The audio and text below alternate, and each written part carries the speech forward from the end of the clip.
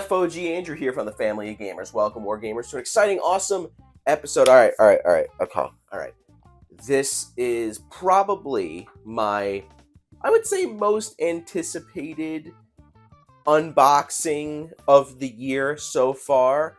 Obviously, there's more stuff to come out for 2024, but at least for Unmatched, is probably one of the most anticipated things that we're going to be looking at today. The Unmatched Slings and Arrows box. So freaking excited for this. You have no idea how excited I am for this. I did a video talking about kind of the reveal and all that stuff, which you don't got to go watch because I got the box here and we're going to obviously open and take a look at everything. But this comes with William Shakespeare, the Wayward Sisters, Titania, and Hamlet. So just as I open up the shrink wrap here, I just want to kind of talk about a little bit why I was so excited about this. Well, first of all, I think that doing this idea, we knew that Shakespeare was coming to Unmatched, but to do this kind of thing where you have Shakespeare fighting all of his creations is, I think, a fantastic idea for Unmatched. And this, I think, is exactly what Unmatched should be. Characters that are kind of like in the public domain that you've either don't really remember or never really heard of. Like, I had no idea who Titania was. I had to look her up. Obviously, I've heard of Hamlet, and I've read Macbeth in high school, and I was like, oh yeah, those are the witches from Macbeth and everything. And then, obviously, Shakespeare himself. But I love the idea of having these characters that you would have no idea who they are, or you do know who they are, but they're kind of obscure characters that you have fight. You know, Tales to Amaze did that perfectly with, you had Tesla, which everybody really knows Nikolai Tesla. Then you had Golden Bat, Jill, Trent, and Annie Christmas. I've never heard of those characters, but all four of those characters were good characters. But anyway, let's look. Here's the box. You got all of them here, and then if we look at the back of the box, kind of shows some stuff, but we're just going to get right into the unboxing here. Now, of course, inside of the box smells great. I give that an 8 out of 10 right there for the inside of the box. But anyway, so what I like that Unmatched has been doing lately is, so we have the core rules for the book. Little ad there for some of the stuff, but you know, we got all of those.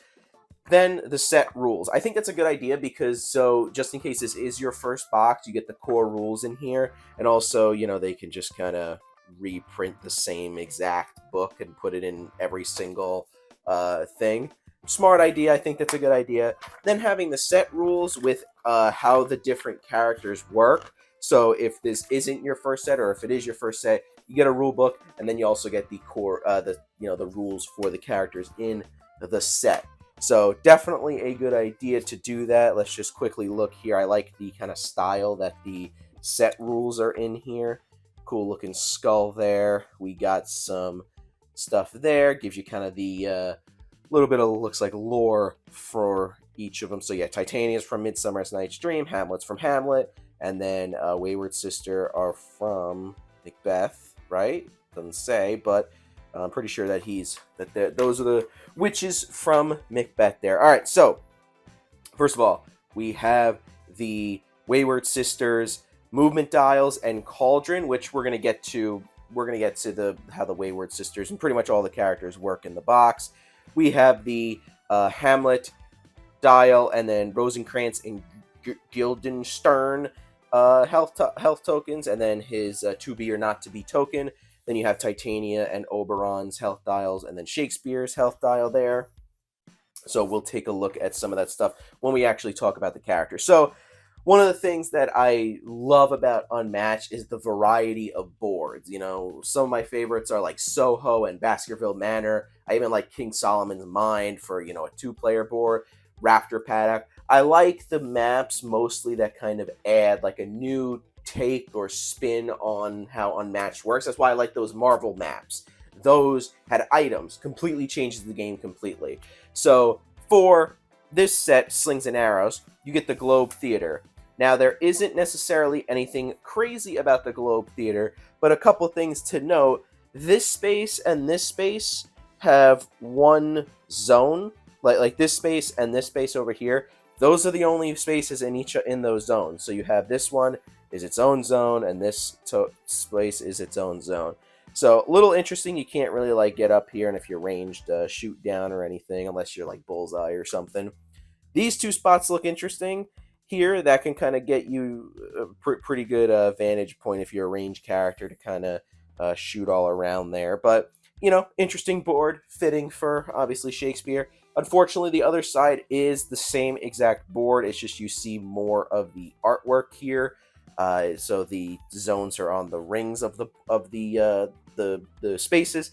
I'm not too big on it, but I prefer the actually seeing what the zones are, and it makes it feel like more of a board game. But anyway, all right, so let's look at what we got here. Before we go any crazy here, let's look at the miniatures. First off, let's look at Shakespeare here.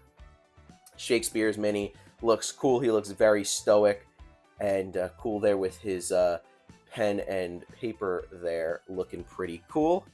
Then we got Sir Hamlet here with his sword and skull there. Sword looks a little thick, but, I'd rather it be a little bit thicker than it actually being sensitive and breaking. Titania here, pretty cool model. I like her wings there, look kind of cool. She's got it looks like 6 different fluttering wings there. Looks pretty cool. And then the Wayward Sisters. So we have the 3 miniatures here. We have the first one here.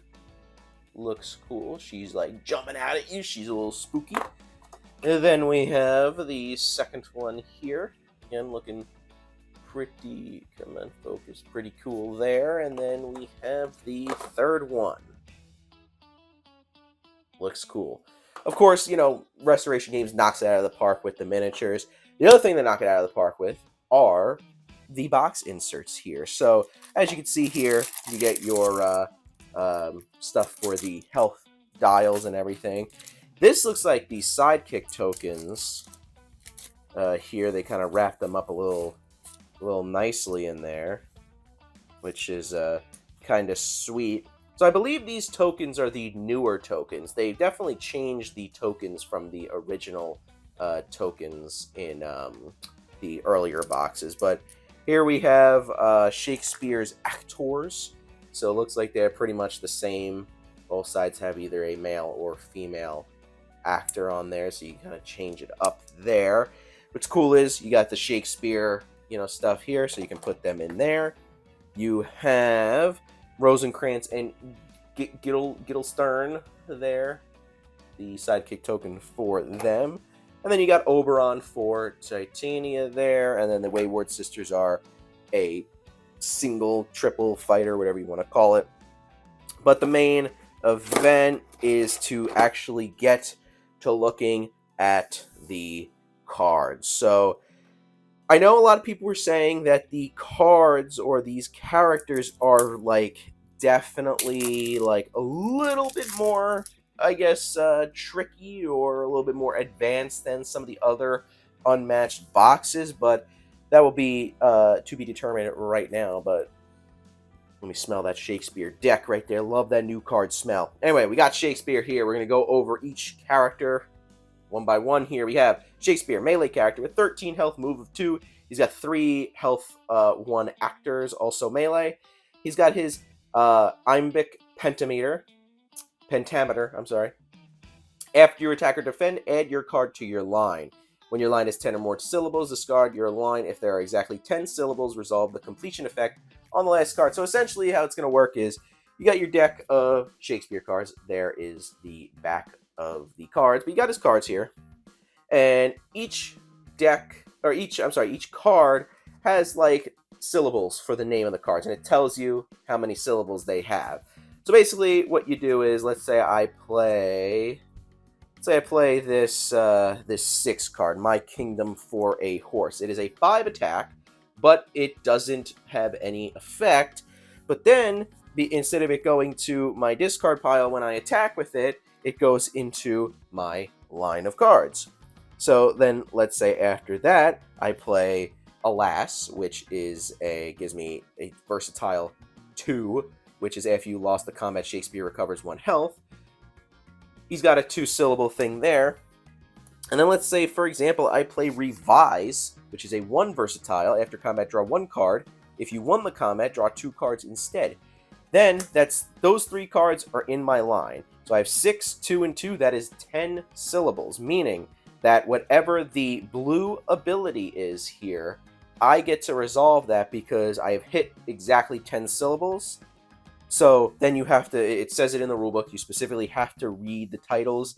So here we have My Kingdom for a Horse, Alas Revise. Whatever that means, I don't get it. But then we do this last ability because Revise was the last card I played. You move each fighter up to 2 spaces. This includes opposing fighters. Let's say I did the other way around. I did those 2 first. Then I went with the My Kingdom for a Horse. That would gain me 2 actions, but it is 6 syllables. Now, there is a whole thing. If you get more than 10 syllables in your line, you have to discard it and just throw that in your discard pile. And then once you do the effect, the cards go from your line into a discard pile. So the seems very tricky. It reminds me a little bit of Little Red. I was saying this when the reveals were coming out. It reminds me a little bit of Little Red and how like you have to kind of keep track of what cards you're playing, what cards you're using, and putting into your discard pile so you can get those basket effects off. That's what it kind of reminds me of, but obviously it's its own thing here. Just want to take a look at some of the other cards. I know this was kind of a big deal here. He's got, I think, 5 of these horror cards, which all do the same exact thing. They have the same exact ability, but their iambic pentameter effects are also the same, but they just have different artwork. And it is the first time we're getting 5 of the same cards in one deck. So horror basically lets you you increase the value of this card by +1 for each horror in your line. Then deal 1 damage to the opposing fighter for each other card in your line, meaning that the more of these that you have in your line, the better. So you can really set up some dangerous attacks because this is a 4 attack. So you also have 5 of them. They're 2 syllables each. If you have all 5 of them in your line, you're going to have a 9 attack, which is pretty crazy because it's a base 4 attack. You get a 9 attack, but that does seem very hard to do. I don't see that happening very often unless you really play your cards right, because it's not a versatile card. It is an attack card, so it's going to be kind of tough to get those that actually to happen, and get those in the line if you can get all of them in the line. Yeah, I mean, it sounds like it's going to be a little tough to do, but a 4 attack isn't bad for it. But you have 5 of those, and they each have different art there, which is actually pretty cool. So there's a spider, snake, fire, blood, and then bats. So that's kind of cool. Some of the other stuff we got here. Once more unto the breach, 6 syllables, 3 versatile. After combat, return a defeated actor to any space in Shakespeare zone. Lets you bring some actors back. And then your line ability is return all defeated actors in 2 spaces in Shakespeare zone. An actor card here. Again, after combat, you may return the first card in your line to your hand before you add this card to your line, and then its line ability is to draw a card. Such Sweet Sorrow, an actor card, 4 versatile, 4 syllables. After combat, move your fighter up to 2 spaces, and then its line ability is to draw a card. So, you have... Oh, and then he's got basically a feint. Immediately cancel all effects on your opponent's card. It's a 2 syllables, 2 versatile, pretty much a feint, but its line ability is that you can return this card to your hand. So I just want to make it, again, clear that the way that the blue ability goes off is that if you have 10 syllables in the line, you can't put it into your line and do the ability. No, you have to, once you hit the 10 syllables, that's when the ability of the last card you put into your line goes off. So, thoughts on Shakespeare for me. He seems to be pretty interesting, pretty tough to play. Maybe he seems like he's going to be a little bit of a tricky character to play. I think it's going to be a little not tough, but interesting to keep track of his syllables and whatnot to actually get the ball rolling on getting those abilities off. And with only 13 health and 3 actors, you can at least just throw the actors out there. But anyway, we're going to take a look at next the Wayward Sisters. I'm very excited for the Wayward Sisters because they come with this token tile thing, which is their cauldron.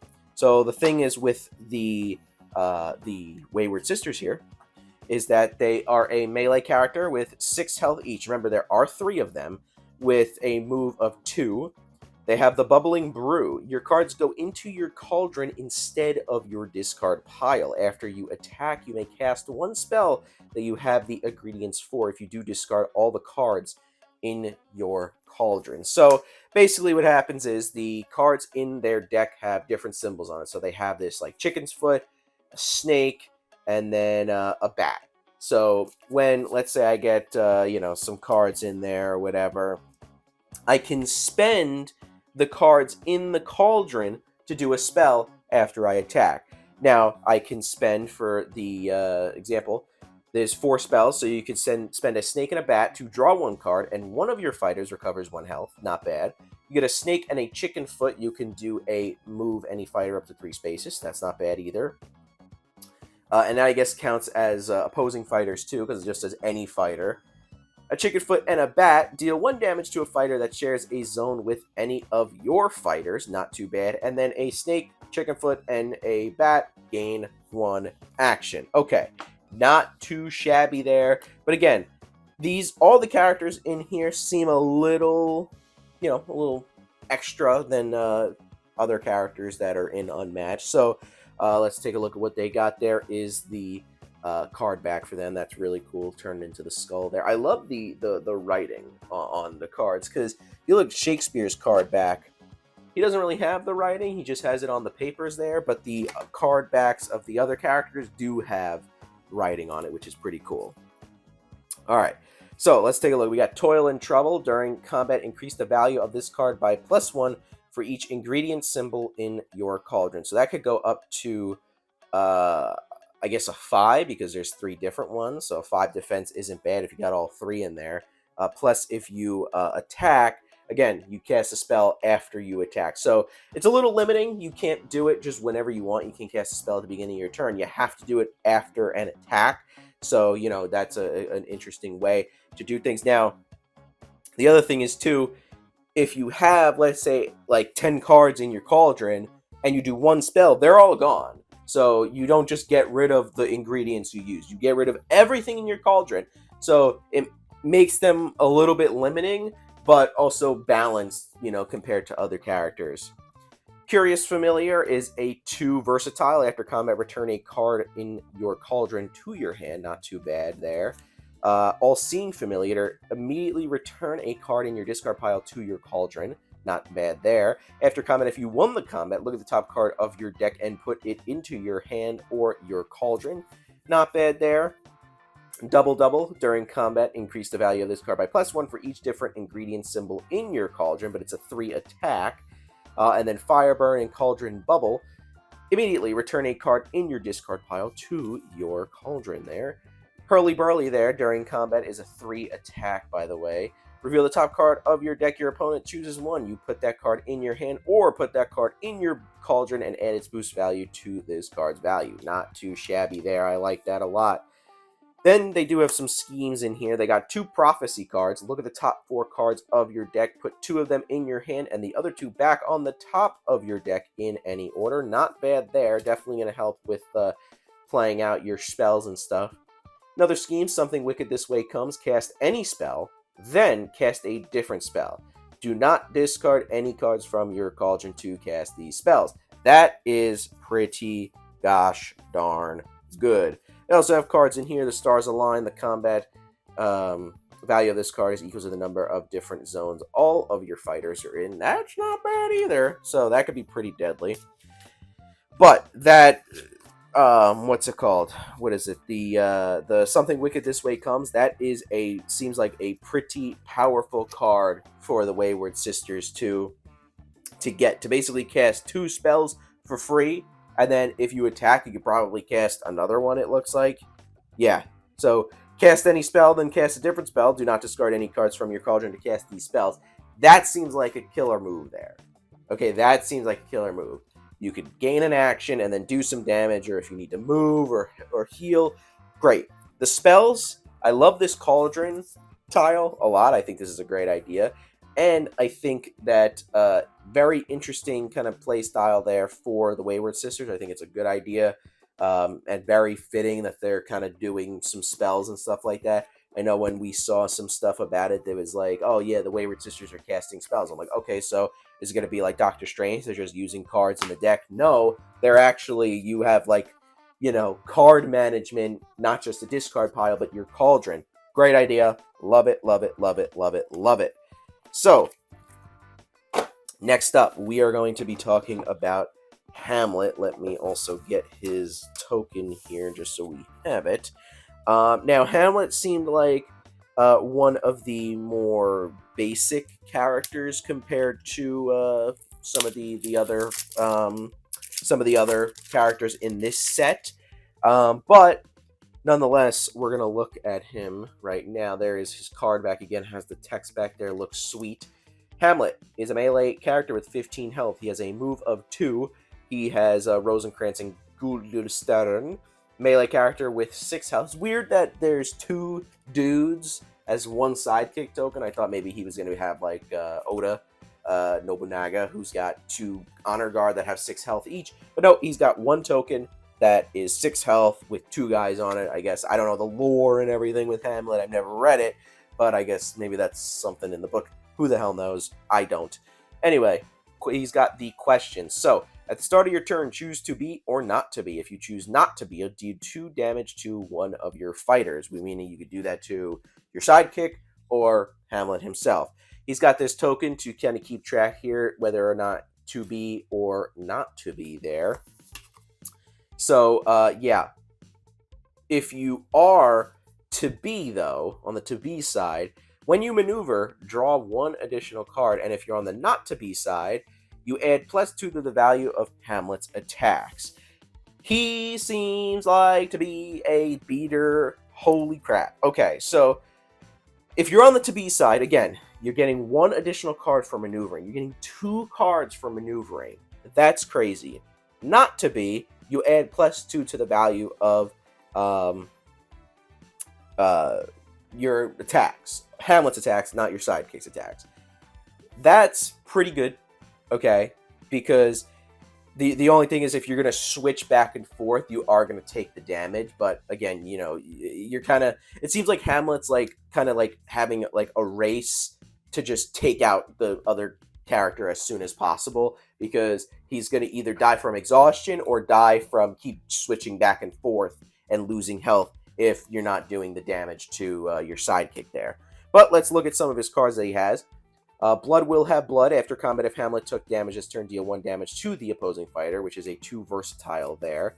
He's got to sleep, perchance to dream, 3 attack. After combat, if you won the combat, move the opposing fighter a number of spaces up to the amount of combat damage dealt. If you lost the combat, Hamlet recovers 1 health. So there are ways to kind of heal in the deck here. He's got Maddening Insight.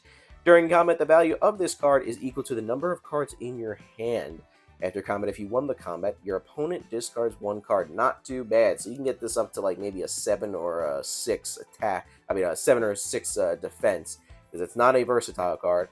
He does have a scheme in there. He's got 3 Method in the Madness. Put any number of cards in your hand on the bottom of your deck, but then you draw up to that many cards and you gain an action. So you basically just get a new hand there and then just gain an action. So you essentially just do that for free, which is not too bad. So there is a 2 defense in here, nothing either good or bad. After combat, if your opponent played a versatile card, deal 2 damage to the opposing fighter. That's okay, I guess, just because, you just kind of, it's 2 defense, which is okay, but you got to kind of figure out when the opponent's going to play a versatile card, and if you don't know, then you don't know, so it's kind of pointless. I don't know, not too crazy of a card there. He does have Outrageous Fortune, which is a 1 versatile, but during combat, discard the top card of your deck. Add its boost value to this card's value. And after combat, if you lost the combat, you return the card you discarded to your hand. Kind of interesting. You can kind of play that however you want there, but, I think it's kind of an interesting card. I know I say interesting a lot, but it is interesting. He's got a 2 defense here. The rest is silence. After combat, end the turn. Oh, okay. So if the opponent attacks you as their first action, you could just play that and then that ends their turn. That is a killer against Bruce Lee, okay? Like, that is a killer against Bruce Lee. Holy crap. Okay, that's interesting. Alrighty. He's got Cruel to be Kind, 2 attack. During combat, you may boost this card. Okay. I mean, he's got 2 of them. I would just use the other one to boost because they're boost to 4. Anyway, he's got Uncertain Doom, which is an attack of 2 during combat. If your opponent played a versatile card, ignore its value. What's the deal with these versatile cards? He's got a lot of things about versatile cards. Anyway, it looks like Hamlet is going to be kind of interesting. My only gripe is, and I'm just looking through the deck to make sure, he doesn't have an attack or any card really that's more than a base of 4. You know, you got to get the cards in your hand to kind of get up to like a good defense or something like that. But that being said, it's not that bad if you're not to be. If you're doing a 3 attack, guess what? It's automatically a 5 because you're not to be. Yes, you are taking the damage for it, but just throw that on your sidekick at that point. And then to be being to be is not too bad. Let you draw the extra card. So it seems like he's in a race to like not be exhausted and also just kill the opponent as quick as possible. Compared to some other characters, he really seems like he just wants to get in there and just beat you up and not to be. Anyway, we're going to look at Titania now. So she does have a little deck of glamour cards here, so we're going to take a look at her stuff. Anyway, so we have here, Titania is a ranged character with 12 health. And she comes with Oberon, which is a melee character with 6 health. They both have a move of 2. Now, she has her ability, Fairy Magic. If you do not have a face-up Glamour at the start of your turn, flip the top card of the Glamour deck face-up. Its effect is ongoing while it remains face-up. Now, what are Glamour cards? Well, I will tell you. So, she's got her deck of cards here, which, again, nice looking card backing there. But she also has her Glamour cards, which are some just extra cards. So again, at the start of your turn, if you don't have a Glamour card face up, you're going to draw one and then just put it face up. You get that ability for while the card is face up. So we'll just go through them. I think there's 6 of them. Yeah, 6 of them. So she's got Glamour of Greed. At the end of your turn, you may draw a card. Not too bad. Glamour of Invisibility. Your fighters may move through opposing fighters. That's pretty good. Glamour of Jealousy. When Titania or Oberon are attacked, before playing a card, they may swap spaces. If they do, your other fighter is now the defender. Not too bad there. Glamour of Rhyme. After you play a scheme, gain 1 action. Not too shabby there. Glamour of Love. When you maneuver, you may move an opposing fighter 1 space before moving your fighters. Okay, that's pretty interesting. Glamour of Sleep. Your fighters do not take damage other than combat damage. Okay, not too bad there. But what are the cards in her deck actually like? I hope that it's just not completely focused on the Glamour cards. I don't know if you can just, let's say you run out of Glamour cards, can you bring them back, or how do they go away? But we're going to hopefully find that out now with some of her cards here. So here we go. As Wise as Beautiful. 2 versatile card. After combat, draw 1 card. You may discard your Glamour to draw 2 cards instead. All right, there we go. That answers my question. So it seems like you're going to discard your Glamour cards to get other things, and then also that'll basically cycle you through the Glamour deck. So she also has a scheme here for Oberon. What fools these mortals be. Choose an opponent, look at their hand, choose a card, they shuffle that card into their deck. Okay, that's annoying for whoever's on the other end of that. Fairy Song. During combat, you may discard your Glamour. If you do, the value of this card is 5 with a 3 versatile. So that is pretty interesting. Oberon's got a 5 attack. After combat, place Oberon in a space adjacent to Titania.